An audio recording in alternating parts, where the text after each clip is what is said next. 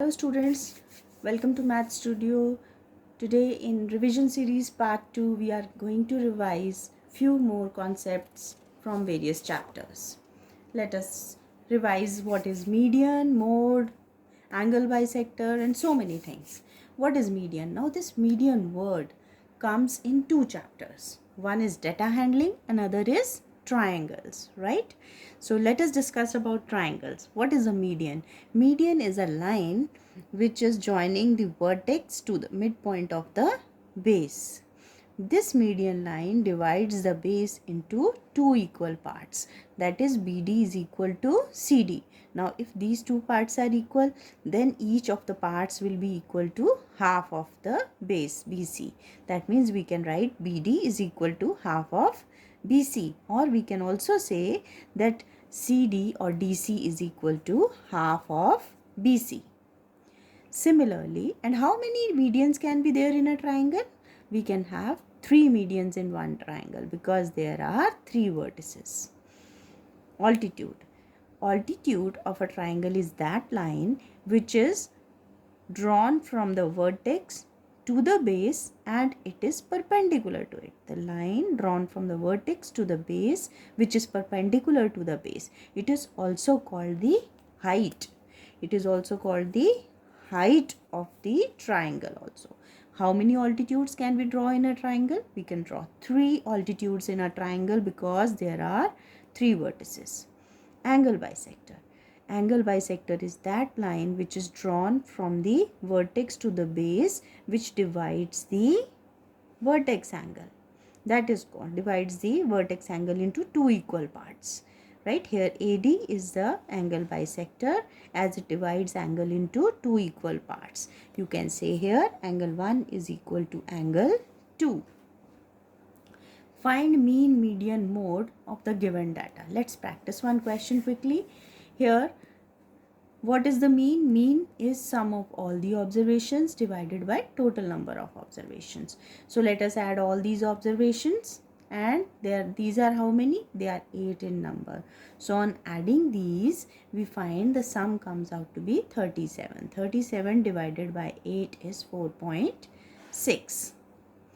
And what is mode? Mode is that observation which occurs maximum number of times. And here in this particular question, I notice that 3 and 7 both, they are occurring twice, maximum number of times. So there are 2 modes in this data. So we can say that number of modes for a given data can be more than 1. So here 3 and 7 are the mode. Now what about the median? For median, we need to arrange the data in ascending order. Let us arrange it in ascending order. So now we notice that there are 2 terms in the middle. If there are 2 terms in the middle, then average of these 2 gives me the median. So median will be equal to half of 3 plus 5. That is equal to half of 8. That is 4. I again repeat. Remember, if there are even number of terms in the given data, then there will be 2 terms in the middle. And average of these 2 gives us the median. Let's take one more set of data. Now in this data, mean will be sum of all the observations divided by the total number of observations. The total number of observations here are 7. The sum comes out to be 39. 39 divided by 7 gives me 5.57. Mode. Mode is that observation which repeats maximum number of times. Which observation is repeated maximum number of times here? 3 is repeated maximum number of times. Therefore, mode is 3. Median. For that, first let us arrange the data in ascending or descending order. I have arranged in ascending order. So, I notice that there is only one term. If the number of terms are odd, then I will always get one term in the middle. And that is known as the median. So, here the median is 5. Now, I observe one thing.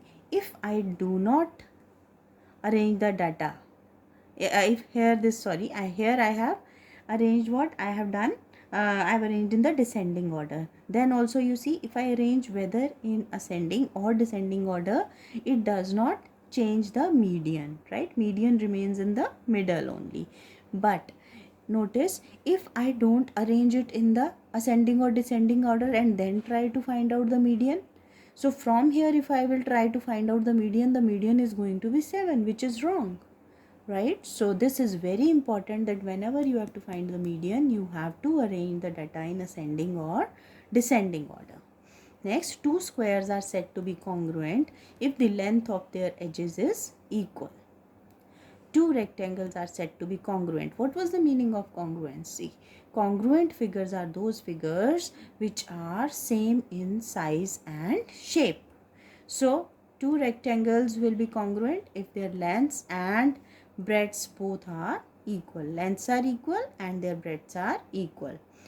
Two regular pentagons are congruent if their edges are equal. Two circles are congruent if their radii are equal. Okay, now let us revise integers.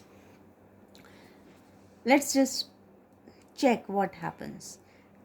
What happens when you are having two negative numbers? Two negative numbers, when they have to be added, the answer is going to be negative. Add 135 and minus 35. 135 and minus 35, here minus 35 is smaller number. When you are going to add, here this plus and minus will make it minus. So when you are going to subtract, the sign of the bigger number will come. That means positive answer will be there. Now let's see what happens. See, I have picked up two numbers only, 135 and 142. I am changing the signs and I am going to show you what is the effect of all these signs. And plus I have taken subtraction here, right? Subtract minus 135 from 142. So what does that mean? That from, जो from के बाद number लिखा होता है उसे आप पहले लिखोगे, right? 142 minus 135, which is equal to 142 plus 135, which is equal to 277. Subtract minus 135 from minus 142. Again आप क्या करोगे? पहले आप लिखोगे minus 142 minus 135, क्योंकि subtraction का question है. Minus 142 minus 135, which is equal to minus 142 plus 135, which will be, subtraction will be done, so it will be 7, but sign of the bigger number, so minus 7 is the answer. Next is subtract 142 from minus 135. तो आप क्या करोगे? पहले minus 135 लिखोगे, minus 142, this will be equal to, both are negative, तो क्या आएगा answer? minus 277. Subtract minus 142 from 135. 135 minus 142, which is equal to 135, minus and minus will become plus 142. Just add 277. Subtract minus 142 from minus 135. So here this will be minus 135 minus 142, which will be equal to minus 135 plus 142, which is equal to 7, right? Now subtract 135 from 142. So 142 will come first, minus 135. So that is simply 7. Hope today's video was useful and many of your doubts about integers must have been cleared. Thank you.